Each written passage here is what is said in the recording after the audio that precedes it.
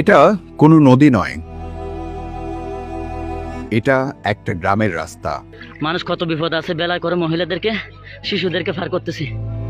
দেখেন পুরো এলাকা বিধ্বস্ত, পানি, প্রচুর পানি, পুরো সমুদ্র হয়ে গেছে, পুরো এলাকার মানুষ পানির নিচে।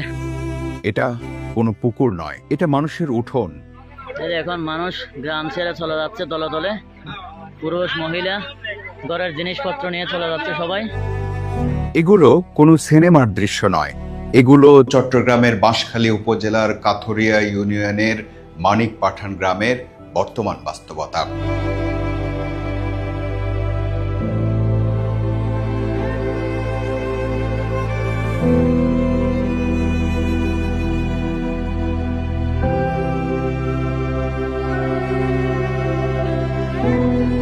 একটু আগে পর্যন্ত যে ঘরে মানুষ রান্না করেছে, আজ সেই ঘর পানির নিচে।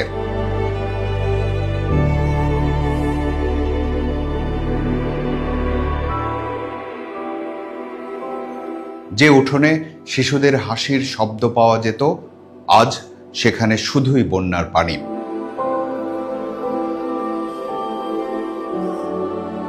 কেউ কোমর সমান পানি পেরিয়ে নিরাপদ জায়গায় যাওয়ার চেষ্টা করছেন, কেউ অসুস্থ স্বজনকে নিয়ে ছুটছেন, কেউ বা আবার শেষ সম্বল গবাদি পশুগুলোকে বাঁচাতে যুদ্ধ করছেন।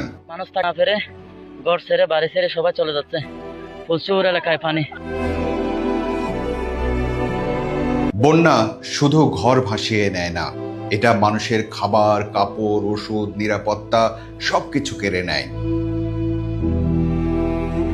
এই মুহূর্তে এই মানুষগুলোর সবচেয়ে বেশি প্রয়োজন শুকনো খাবার, বিশুদ্ধ পানি, ওষুধ, শিশুদের খাবার এবং আমাদের মানবিক সহায়তা। আপনি হয়তো সেখানে যেতে পারবেন না, কিন্তু আপনার সামান্য সহযোগিতা হয়তো একটি পরিবারের এক বেলার খাবার নিশ্চিত করতে পারে। হয়তো একটি শিশুর জন্য শুকনো দুধ পৌঁছে দিতে পারে। হয়তো একজন বৃদ্ধ মানুষের জন্য প্রয়োজনীয় ওষুধের ব্যবস্থা করতে পারে। আজ যদি আমরা পাশে না দাঁড়াই, তাহলে এই দুর্যোগে তারা একা হয়ে যাবে।